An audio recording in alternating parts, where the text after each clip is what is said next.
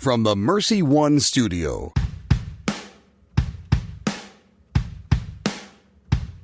Welcome, folks, to The Uncommon Good with Bo Bonner and Dr. Bud Marr. Every week, diving deep into the truth of Catholic social teaching and restoring all things in Christ. The Uncommon Good is on the air. I'm Bo Bonner. I'm Dr. Bud Marr. And we are coming to you from the Mercy One Iowa Catholic Radio Live Up Studios. It's great to... what? I got to look at something. It's great to be here with you. You always want to live up, regardless. Oh, right. Yeah, I'm... I just entered a time machine, folks. Guess what? It's 2021 and no longer 2018. We're in a studio... and it's in the middle of the country. And I'm Bo Bonner, and with me is Bud Marr. Bud, how are you? What old clip do you want to say? I don't even know where I am or what I do for a living now. When I woke up this morning, I assumed it was March 2021. I'm the academic dean at Mercy College. That's right. And if it's 2021, I, too, work at Mercy College, where I'm the senior advisor for mission initiatives and spiritual health and the director of the newly founded Center for Human Flourishing. That's weird. I haven't done old copy for a while, but that goes to show you the fond memories and how long I've been at this place. Yeah, well, we've done different copies, so it can get jumbled sometimes. You made it almost to the end of the title of the studio, and then, but you're okay. Thank you. I got close. This is a safe space with forgiveness, right? No. No, I won't be back in the second segment, as it turns out. As always, we are. I can tell you with known fact, we're underwritten by Mercy College of Health Sciences, where Bud and I both work, mchs.edu, where we are in the full swing of things for the spring semester, gearing up for summer and fall semester. I know, Bud, you're in the thick of these things. We have, I think, record-breaking classes that we're expecting both in summer and fall. All sorts of new initiatives that people really need to be looking into.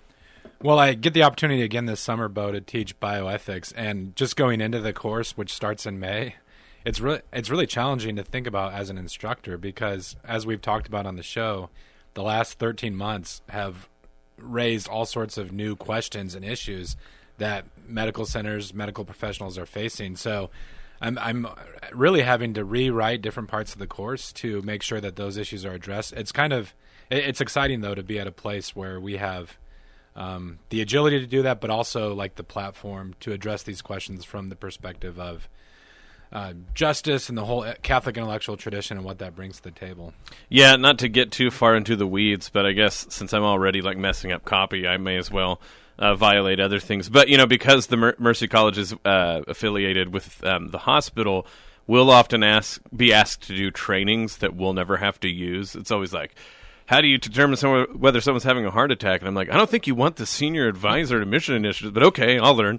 And so one of the things, right, of course, is all of these things were obviously made before COVID-19. So I don't know if you've done any of these trainings. They'll start talking about PPE and about pathogens you need to be careful of, and it never mentions COVID. So you're always like, and COVID in your mind, and COVID, right? So I'm thinking with ethics, bioethics particularly, that there's going to be a lot of and COVID you can add to all of the books you would read. That's right. But mentioning the heart attack and stroke training, I got to be careful with that because Rachel, my wife, will walk behind me as I'm doing what to do in the case of a heart attack, and she worries that, I'm actively researching these things. But it's just how to use a defibrillator if a coworker and a patient nearby goes through that. Yeah, when my wife walks by, it's the part about fraud, and so she's like, "What are you thinking of?" And I'm like, "No, I'm not looking up fraud. I'm learning how to detect fraud. Let's get this right." That's the other thing I like too. I'm sure other people can relate to this. How in your organizations they'll on purpose send out bad emails so to see if you're paying attention, you'll mark them as spam.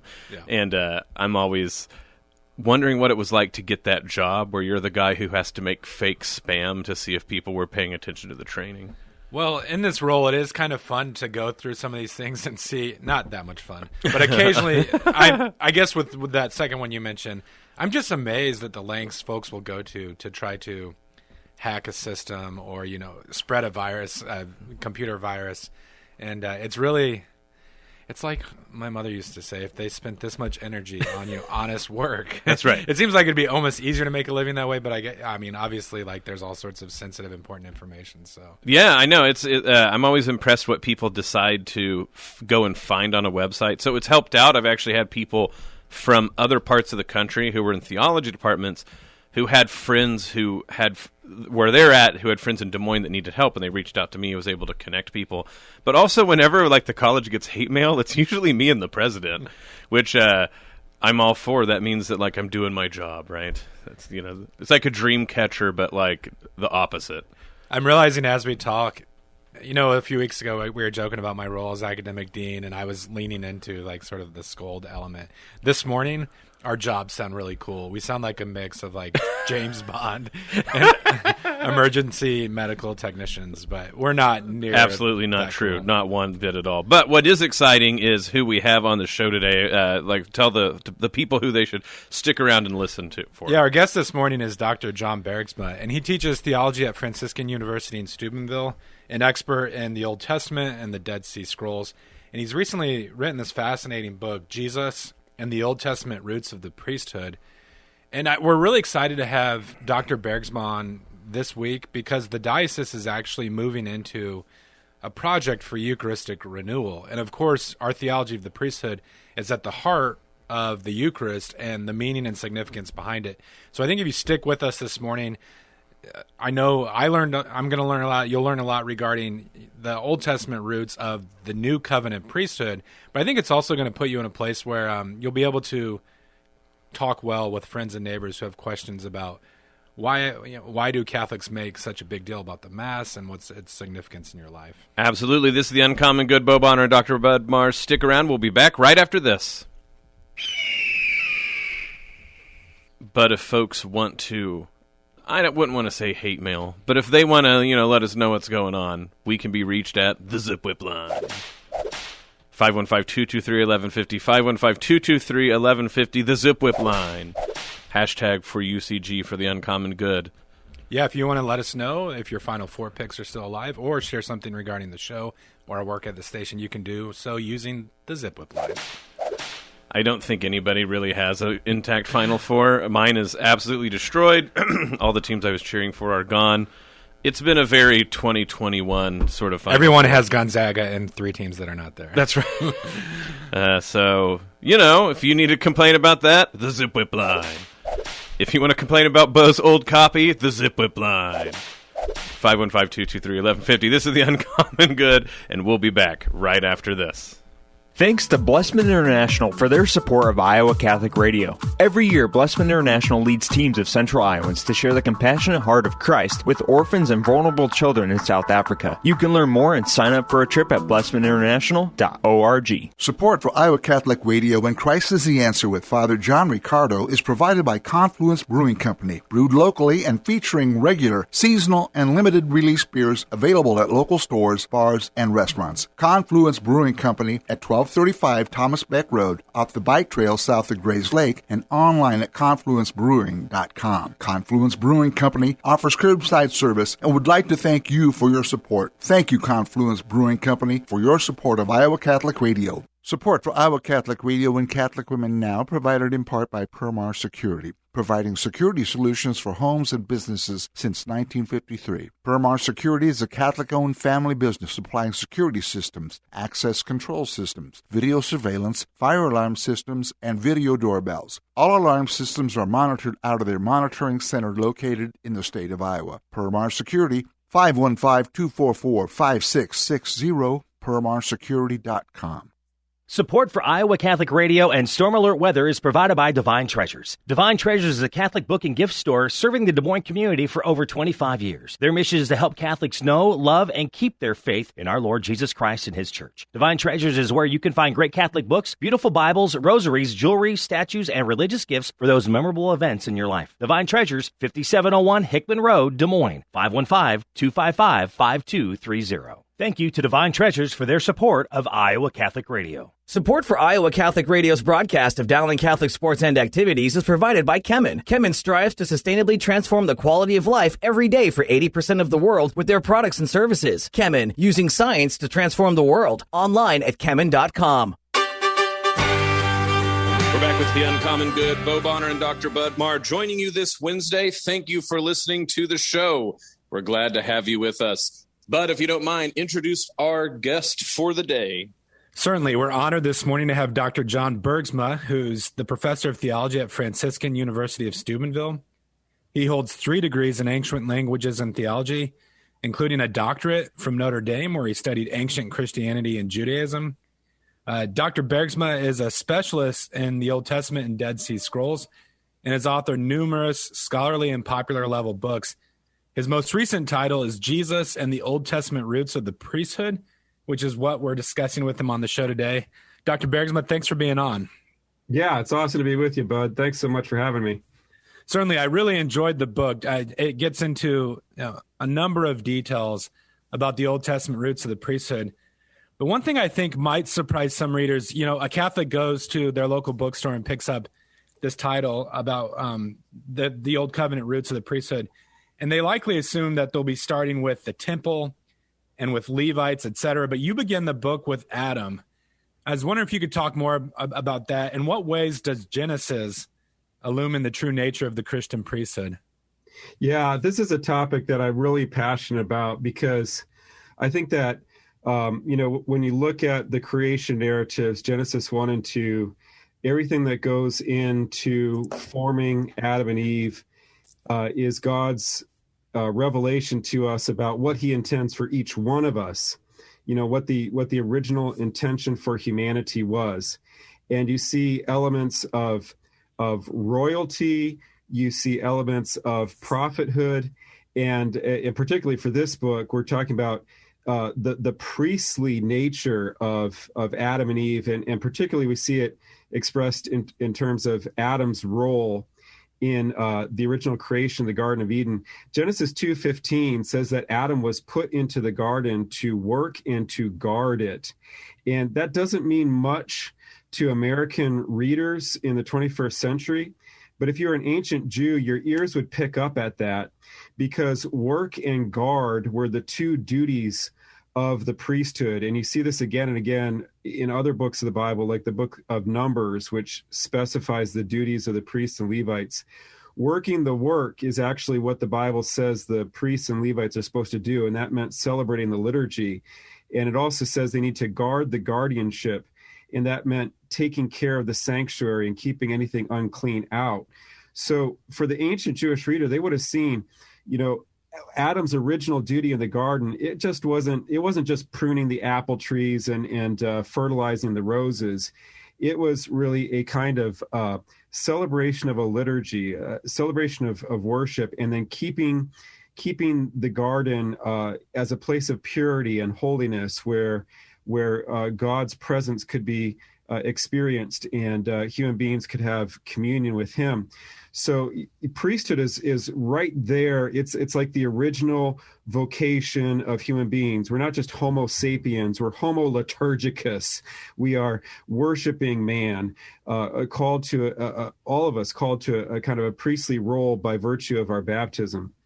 Another important part of Genesis that you helpfully unpack is this story or narrative sometimes referred to as the binding of Isaac. And I know for some Christian readers, this can be a tough one to tackle, because how do we make sense of the fact that God asked one of his faithful ones to sacrifice his only son? And of course, the narrative ends with God miraculously providing this ram. But in what ways does God asking Abraham to sacrifice Isaac, how does that point to Christ and Christ's fulfillment of the priesthood?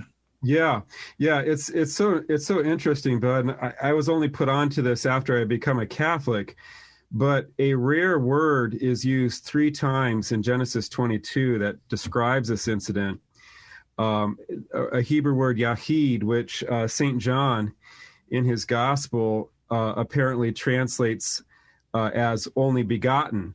And that gives us, the most famous verse in the Bible: for God so loved his son, loved the world that he gave his only begotten son, in the King James or the King James tradition.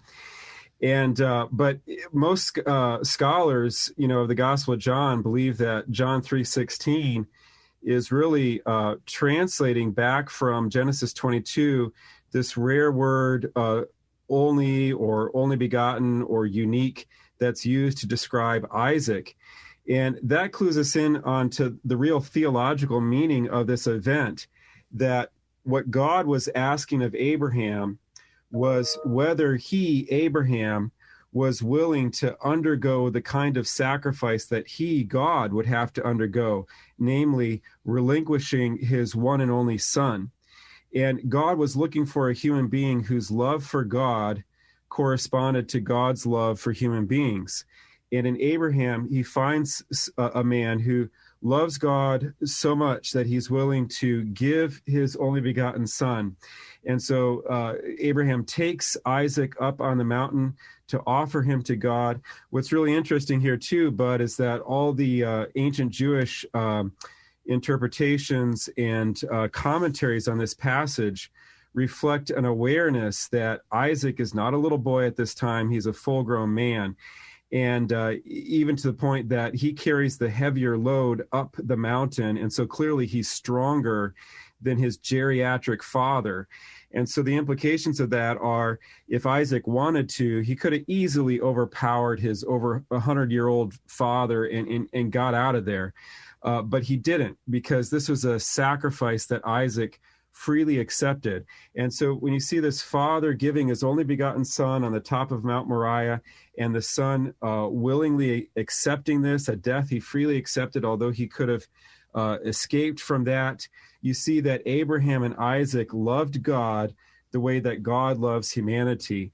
And when God sees that love that they have for him, he looks upon them and sees them as meriting this role to be the instruments of salvation and blessing for all humanity. And so he gives them a wonderful blessing in Genesis 22:15 through 18. And it's a priestly act. Abraham is acting as a priest there. Isaac, indeed, is acting in a very Christ-like priestly role, where he is willingly sacrificing himself. He's both priest and sacrifice there, willingly laying himself on the altar out of obedience to his father and out of love for God to become a sacrifice. And so there's powerful images of priesthood there. And in a real way, it's representative of the whole heart of our faith, this, so love that's so strong that it's willing to undergo death and willing to be parted from what one loves the most. It's extremely powerful. It's really the Calvary of the Old Testament. Well, that brings to mind in the Roman canon, or what most people call Eucharistic Prayer 1, the three historical types of the sacrifice of the Mass. So Abel the just, Abraham our father in faith, and then Melchizedek the high priest. This is said right before the prayer about, may your angel descend upon this altar and take this sacrifice upon high. And you start to think about the continuity. There's a way in which we think, in terms of a story with a beginning and an end, it started here, then it got to this place, and now we're here.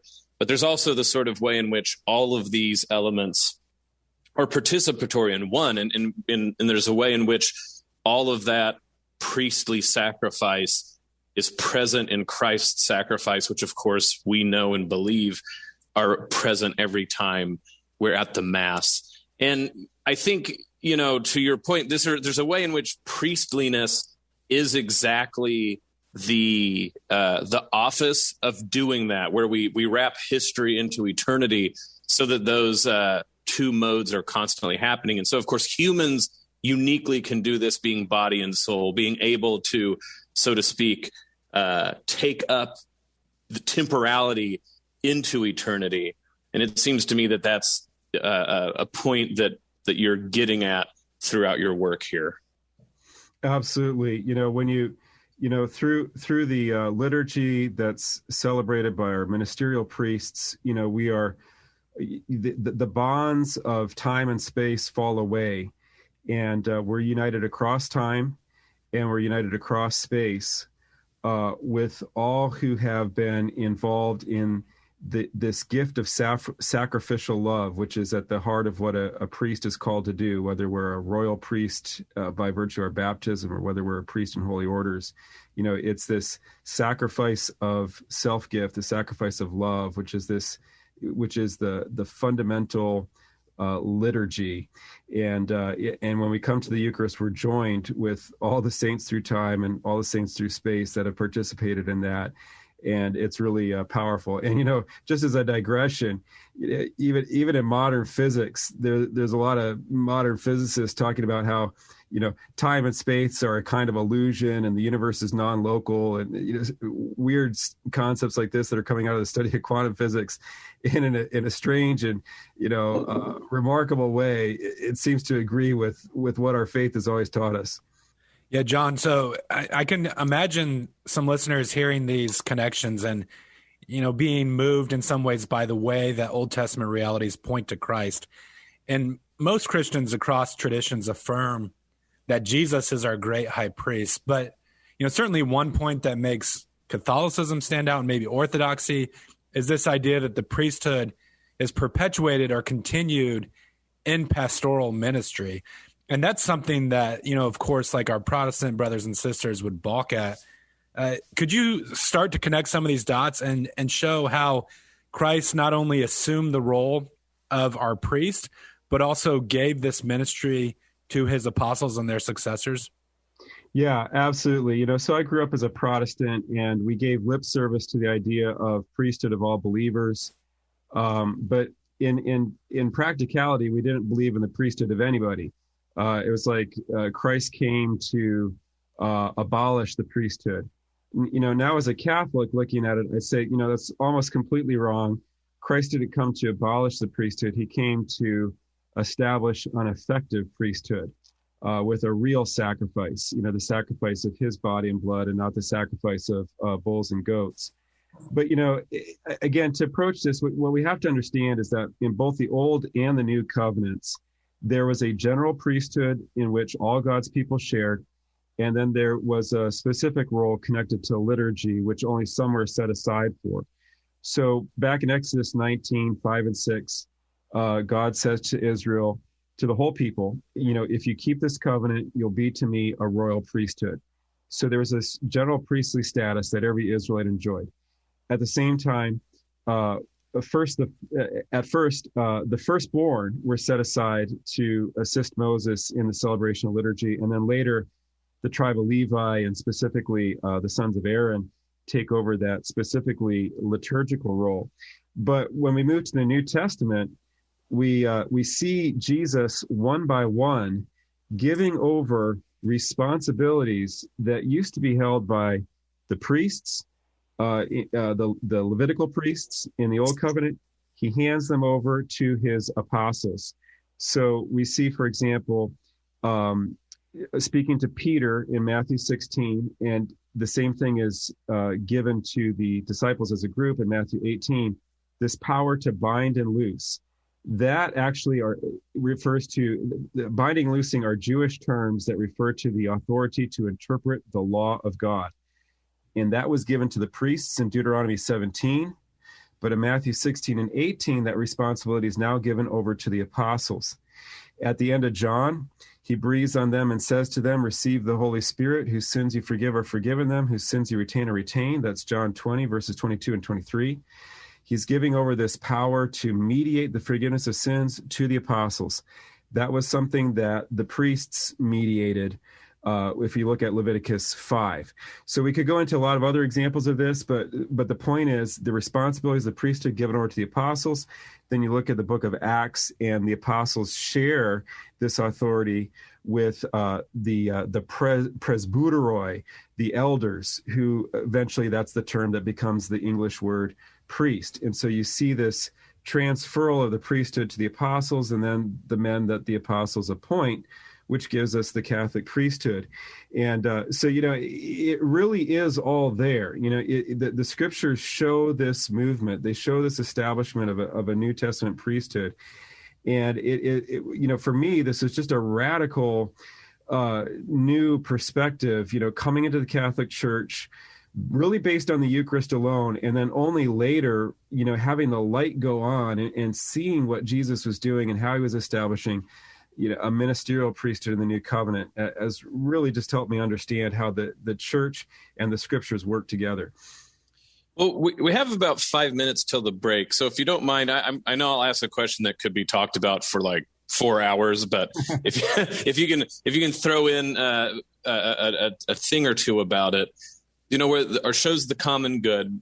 And what we try to get at is that a lot of times things we think of as individual or only personal or only involving an individual actually have huge ramifications for society itself and the common good threaded throughout it. So priesthood, that can sound like, oh, well, this is a book about how individuals get to choose who to get, that they can be priest, or that it's even available to more individuals than it was before. But I think your book does a good job to point that priesthood itself is a social reality, and that whatever else a priest does, a priest in some ways constitutes the ability for a community to exist. I don't know if you could comment on that, at least hint at some of the ways your book gets to that idea. Yeah, the fact that by virtue of our baptism we share in Christ's priesthood.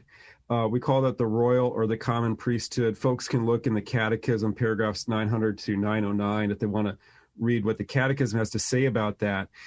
But first of all, most Catholics don't understand that we have a priesthood by virtue of our baptism.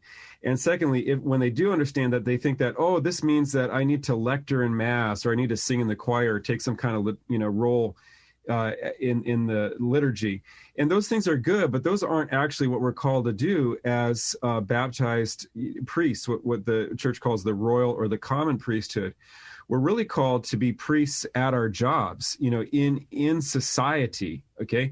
And if people would do that, that would be key to the common good. And let's just take one example, fatherhood, okay? That's my vocation. I'm a father. I have 8 children.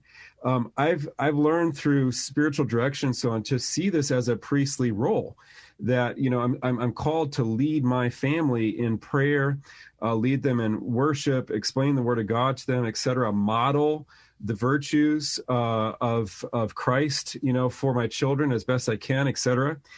And that has huge social ramifications. I mean, that builds love, that builds community, that builds psychological wholeness for my children when I do that well, etc.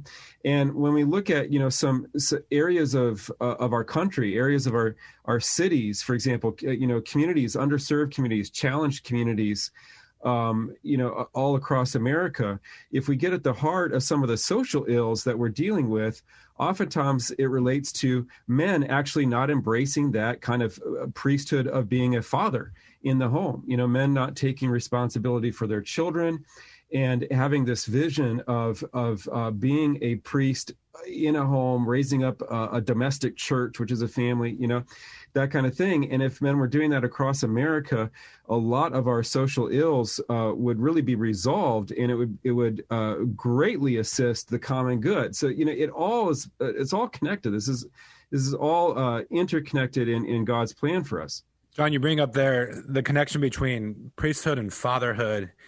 And we have a few minutes left. I was glad we had time for one more question, because there was a point I wanted to get to real quick.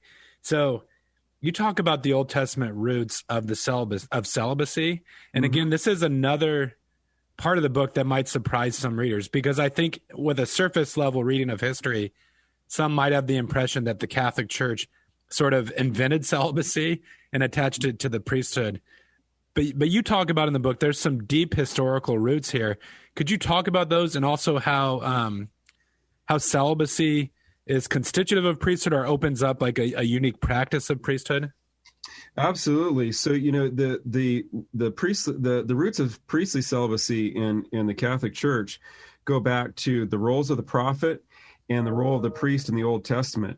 Priests had to be continent when they were serving in the temple, because they had to be wholly consecrated to their work. So during those periods where they were, so to speak, on duty to celebrate the liturgy, they had to remain continent. It was a kind of a temporary celibacy for the priests, the sons of Aaron.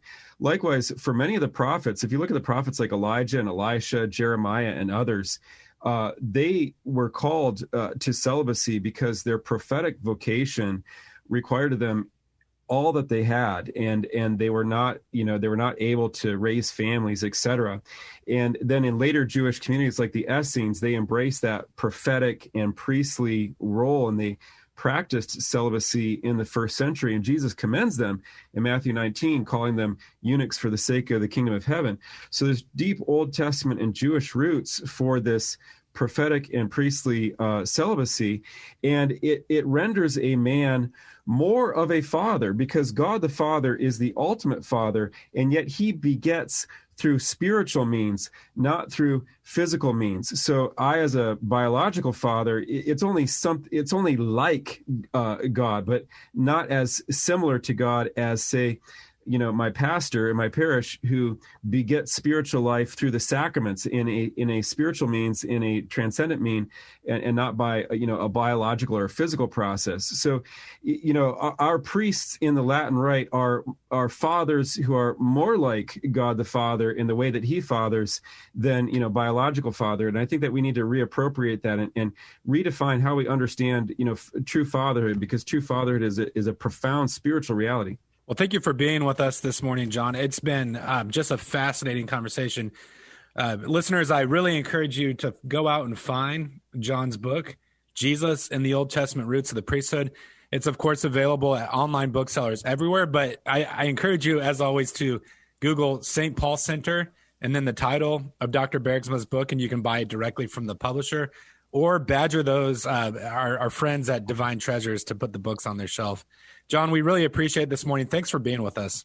Absolutely. I'm so honored to be with you. It's just been great. Thank you very much. Well, this is The Uncommon Good. Bo Bonner and Dr. Bud Marr. Thank you for listening, and we'll be back right after this. Folks, if you want to keep up with The Uncommon Good and all of what Iowa Catholic Radio is doing, it's easy to do. Just follow our social media sites. You can do that by going to the original website, iowacatholicradio.com, where you can listen live, follow us through signing up for things like our email that can come twice a week. And you can even see pictures of people up there if you want, other things like that. You can go to Facebook, follow us at Iowa Catholic Radio, and then be our friends, and you'll see all our posts. Go to Twitter, follow at IA Catholic Radio to see all our tweets, and then finally you can download the Iowa Catholic Radio app, and anywhere there's data, you can listen live, donate, and also listen to prayers and other recordings that we have there on a 24/7 basis anywhere that you have data. This is The Uncommon Good, and we'll be back right after this. Builder Ken Construction. Not going along with the crowd will help you stand out in the crowd. Builder Ken Construction proudly supports Iowa Catholic Radio. Builder Ken Construction is a commercial general contractor providing pre-construction, estimating, and scheduling services through completion of construction. We can build projects ranging from tenant improvements and historical renovations to high-rise buildings. We build confidence. Learn more about the nearly 40 projects in the Des Moines metro area completed by Builder Ken Construction by visiting www.bdconstruct.com. Support for Iowa Catholic Radio and Faith on Trial provided by Paul Martin and Paul Mitchell, owners of Imogene Ingredients. Imogene Ingredients supply specialized feed ingredients for livestock and pet diets to improve maternal and young animal health in both conventional and organic production.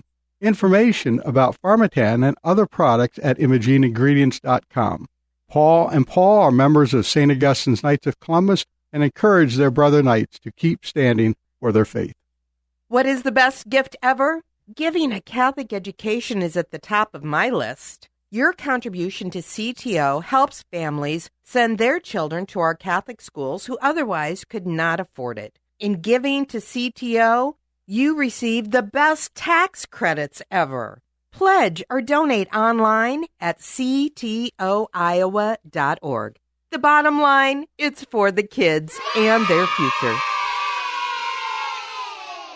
One low-pressure system is headed out of our area. We'll have another one passing to our east tomorrow, so we could get some more showers. It'll be cloudy for the afternoon and our high around 50 and breezy. Overnight, we'll be in the upper 30s with cloudy skies, and then the clouds hang around tomorrow. We'll stay cool with our high around 50, and we might get some showers in the midday and afternoon. For Friday, we'll start clearing up a little bit, partly sunny, and our high in the upper 50s. I'm meteorologist Steve Hamilton for Iowa Catholic Radio.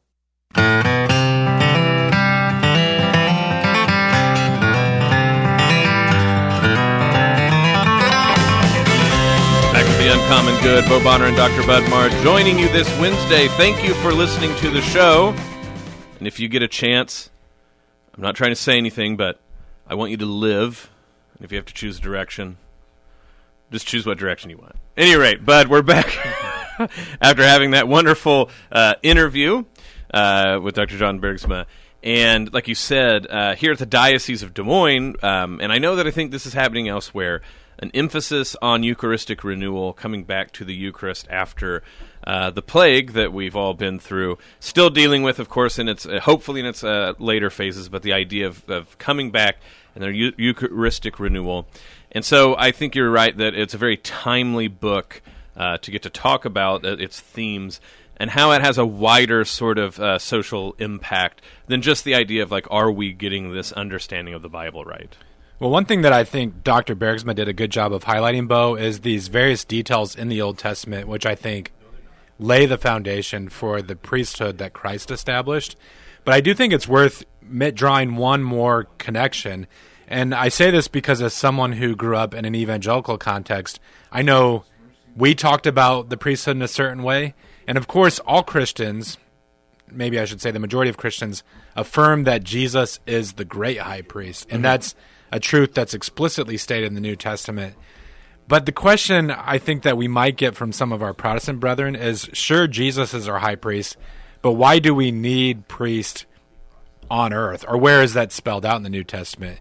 And the verses that come to mind for me is the book of Hebrews, where it's drawing a distinction between the shadow of the things to come, the Old Testament realities, the temple and the sacrifices, and then what Jesus accomplished. And again, this is straight out of the Bible, that Jesus, when he sacrificed himself on the cross and when he died, he entered into the Holy of Holies in heaven. So the author of Hebrews presents this temple reality in heaven, and Jesus, it says, through the sacrifice of his body, entered that reality and sprinkled his blood there and brought about the purification from sins.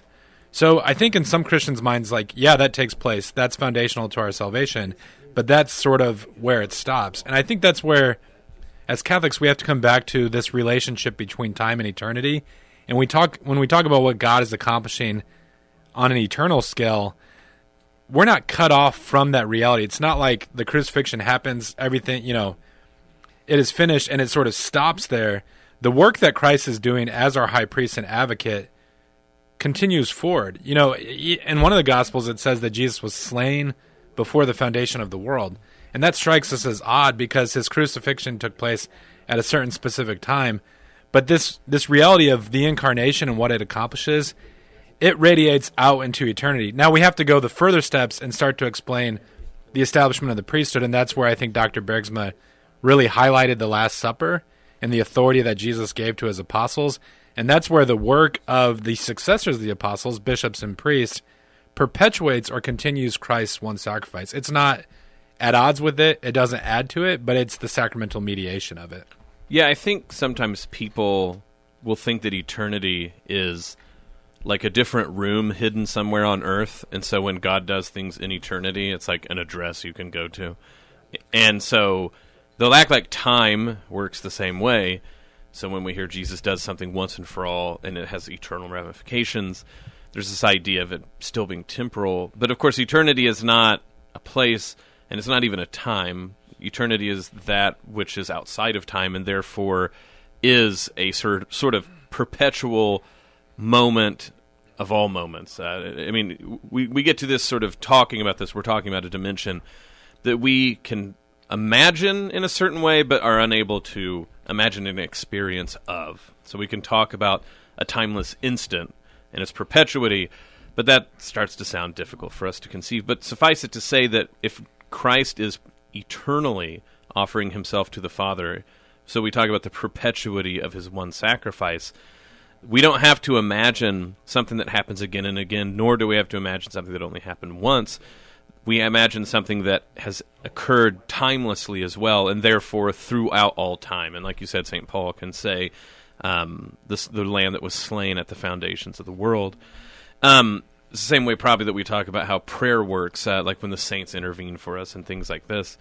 But to get back to how that works for not only in history, I mean, that in the sacramental reality, and if we think the world itself is sacramental, But then if we think about the sacramental order of the priesthood of the sacraments, that really is the sort of goal, is to talk about an incarnational understanding about how spirit, which is not bound by things like time and space, can enter into the physical world, which is. And so Jesus Christ himself, in his very incarnation, is the sort of reality of that inbreaking, that way in which time and eternity are wed together. And so the priesthood, that's what a pontifex is, right? It's a bridge. It's a mediation between two realities that don't have, so to speak, a natural connection to each other, as it were, using natural loosely here, so that when we have physical instances in our life that connect us to the eternal reality, that's because of who we are. And whenever you have a Christianity,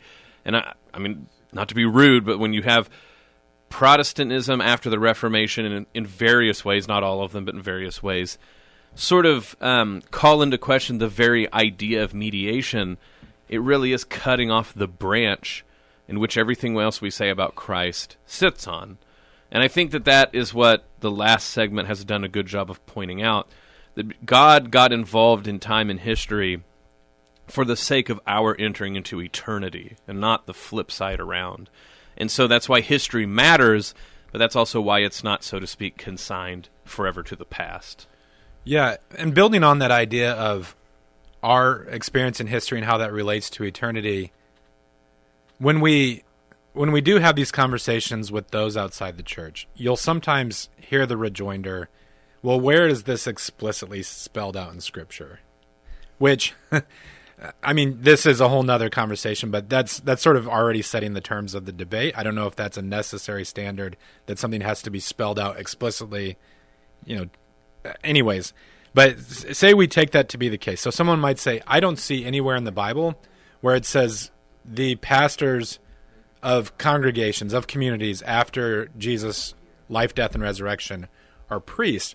I think one thing that Dr. Bergsma was getting at in the interview, which he spells out even in greater detail in the book, is that if you read the Bible within the context of the liturgy, which is so essential, Bo, and you read the Bible not as one part, but in light of the whole, there's really strong evidence, maybe not enough to convince your Protestant aunt, but I think Dr. Bergsma is right to go back to the Last Supper, the night that the event that Jesus celebrated on the night before he died. St. Paul talks about this in 1 Corinthians, and if you look at this language, this was directly passed on to St. Paul. He says, I received from the Lord what I also passed on to you, where on the night Jesus died, he was betrayed. He took bread, and when he had given thanks, he broke it and said, this is my body, which is given for you. Do this in remembrance of me. In the same way, after he took the cup, saying, this cup is the new covenant in my blood. Whenever you do this, whenever you drink it, do so in remembrance of me. I know we're all familiar with that language, but I thought it was worth quoting on the show today, because any Jew at that time, or anyone who's familiar with the shape of the Old Testament, when they hear that language of bread being broken, offered up, of a cup of blood being poured out, that's sacrificial language. And Christ tells his disciples to do this in remembrance of me. I mean, I remember when I first started taking halting steps to the Catholic Church, what struck me is this is the significant moment in Jesus' journey to the cross. And because I say that because in doing this, he's showing his apostles the significance of the act that he's about to take. And he says, do this in remembrance of me. And my mind went back to growing up in an evangelical community, and what struck me was how rarely we did it. I mean, it seems like the central act of our faith. Now, as Catholics, we do this daily and weekly, and so these verses, I think, take on significant meaning in light of the liturgy. And I guess I don't want to turn this into an ecumenical debate this morning, Bo, but I think it was worth making those two connections and to say, as Catholics, we don't have to apologize for the priesthood. It's established here by Christ, and we should recognize, in light of these verses, how it's foundational to the lives of our communities. Well, I mean, you're a Newman scholar, and I'm a resident alien in Newman scholarship. So I've been teaching his theory of education in a class. So you're like, where's this going? But it'll make sense here, I promise. One of the things that you start to realize with Newman, as he points out, well, what is what he'll call like a philosophical habit of mind? What is an enlarged mind? What is intellectual illumination? And he says it's the ability to see any one aspect of knowledge as connected to the whole, right? That there is a way in which what it means to have an enlarged mind is to be able to see something in its specificity, in its particularity, but to understand how it connects to the whole part. And what this has to do with the priesthood and what we've been talking about, time and eternity and liturgy, the Old Testament and the New, is a mind that's Catholic, it seems to me, realizes that it would be silly or at least insufficient to take any Bible verse and sort of try to withdraw it from the wider context that it's going to make. And so when you're seeking an interpretive lens to make sense of salvation history, the Bible itself, the faith itself, the question starts to be not what is the mere seed of the rest of Christianity, what are the foundationals, what is the bare bones, none of this sort of Cartesian, as you will, just get down to the very spare facts. The question is, what is the thing that is the nexus that connects as much as possible? That sort of me seems to be the Catholic heart of interpretation. So where do we go to, Bud? But of course, the Eucharist, where Christ's life, his death, his resurrection, the Last Supper, also connects to the priesthood, the Passover, the manna from heaven, the promises in the Old Testament. In the Mass, that grand illumination, that enlargement where our whole faith finds that grand connection within itself, and then you pull back and think philosophically and theologically, where does time and eternity meet?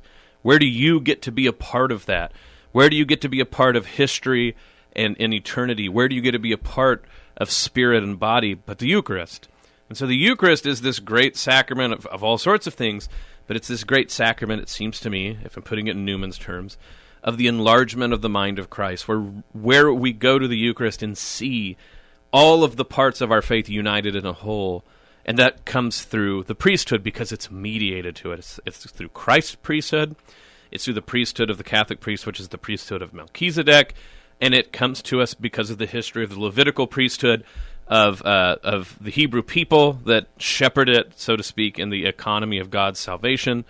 But all of it's there in that great, universal, Catholic, enlarged, illumined way.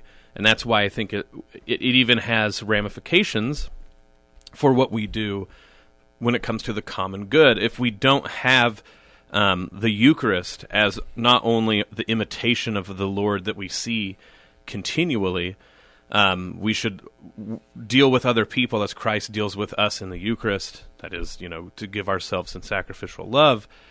If we don't see the ability for all things to be connected in the social domain like Christ did through the Eucharist, we won't really have a Christian understanding of social justice and the common good. We'll just have one more theory of vague suggestions about how society should hang together. Well, and all this takes us back to Genesis and the curse of sin. When Adam and Eve first turn away from the Word of God, the warning had been given that the day that they ate of the tree of the fruit of the tree of the knowledge of good and evil, that they would die.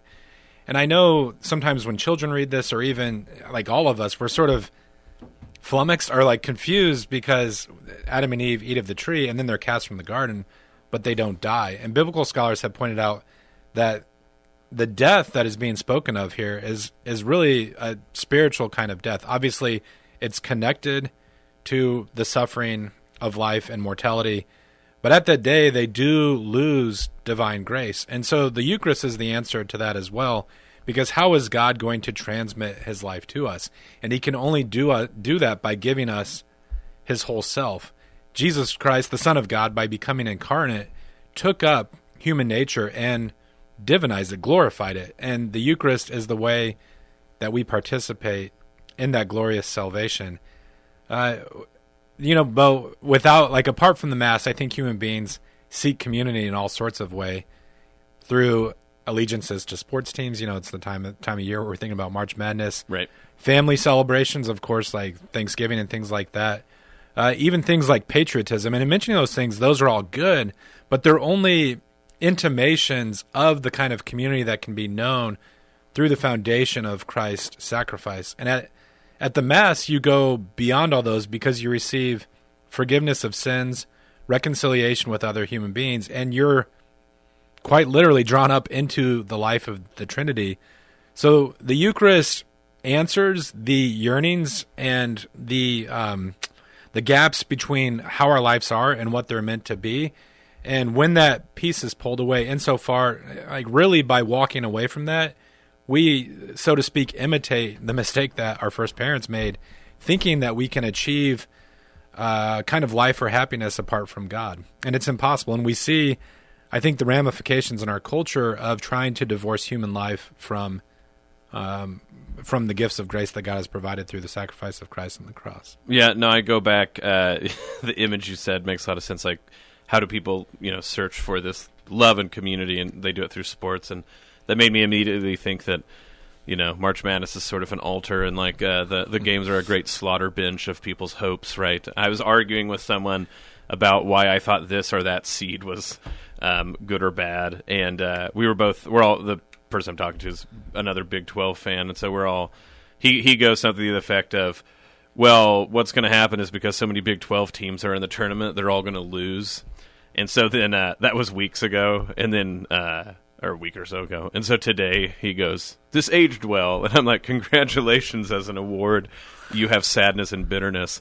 But then he goes like, but also 34 points in my bracket. And you start to go, now I know this is all silly and we're all just like giving each other a hard time. But there's actually something really indicative of this, is when we try to make idols work, we can have that naive hope that we'll be happy as long as the idol makes us happy. But eventually all idols don't, and so then we have some sort of cold calculating utilitarianism behind it. So we'll go, oh, well, the idol didn't work out, but hopefully it will make my kids better people, or it will mean that I live a sort of quiet life or whatever. It's just that, it's like you said, Bud, we want idols, and they're either going to make us find blood for them, or at best we're going to have a sort of like detached utilitarianism about them, which in many ways is a description of what Roman religion became. Like, people get this idea that when we point out that Roman religion in the ancient world wasn't always necessarily fervent, it's not that they weren't religious, but it was cold and utilitarian. And I don't even know if they would see that as an insult, right? I think they would come to terms that this is what you do with gods and idols, and there's a lot of ancient people that think that. But that Christianity really does flip that on its head and says, no, you have to give a bigger sacrifice, even a spiritual one, the sacrifice of your will and your love and yourself, but the return is not simply cold calculating utility. And I would say, friends, as we're closing out Lent and getting into Easter, that might be the question to ask, is when you think about the priesthood, when you approach the altar, is it cold calculating utilitarianism, or is there something deeper and alive that the priesthood has always signified about Christ, both the victim and the priest of his sacrificial love? On that, Bud, I think we got to close the show, and this is the Uncommon Good. May Jesus Christ, the Prince of Peace, reign in our hearts, in our families, our city, our state, our nation, world, solar system, galaxy, the whole kit and caboodle. This is the Uncommon Good, and we'll be back next week. But if folks want to join us in prayer here on on Iowa Catholic Radio, what are ways that they can do so? We invite you to pray the Rosary with us daily at 5:30 a.m., 9:30 a.m., 9:30 p.m. That opportunity to pray the Rosary is available anytime on the Iowa Catholic Radio app. We also broadcast the Angelus daily on air at 6 in the morning and the Divine Mercy Chaplet later that day at 3 in the afternoon. And folks, we want to once again, as we always do, say thank you for all that you've done for the show, for the radio station. This is a ministry that goes well beyond the people who you hear on air, the people behind the boards, and even the people in the offices that do such good and hard work. You are a part of this ministry, and you support it through your prayers, through your time and talent, but also your treasure. We want to thank everyone who supported Iowa Catholic Radio during the Carathon, but if you didn't get a chance to, or if you have more to give, I know that people have, it's tax season, stimulus checks, things like this. We encourage you to prayerfully consider giving to this ministry that, like we said, cannot happen without your help, both spiritually and materially through your donations. You can do that at iowacatholicradio.com, through the Iowa Catholic Radio app, where you can call 515-223-1150, or once again, text 515-223-1150, in which you can donate to the good cause. Again, thank you for all that you do. We were able to meet what we were after with the Carathon, but it's a continual effort of love on all of our parts, but including you, to keep this ministry afloat, giving the good word of the gospel to everyone who needs to hear it. Well, Bud, I think we clearly pointed out that neither of us are doing all that great bracket-wise, but are you still going to be able to find it in your heart to enjoy some of the games here coming up soon? Yeah, it's kind of relaxing after your bracket breaks down. You can just sit back and enjoy it. On a different note, I liked you mentioning keeping the ministry afloat after 2 days of heavy rain. That's right, and like 5 more days of it. So, all right, guys. Well, either by dry land or boat, we'll be broadcasting next week. For Bud Marr, this is Bo Bonner. This is The Uncommon Good. God bless, and we will see you next week. The Uncommon Good with Bo Bonner and Dr. Bud Marr is heard every week on wonderful Catholic stations like this one, and anytime on podcast. Just search for The Uncommon Good.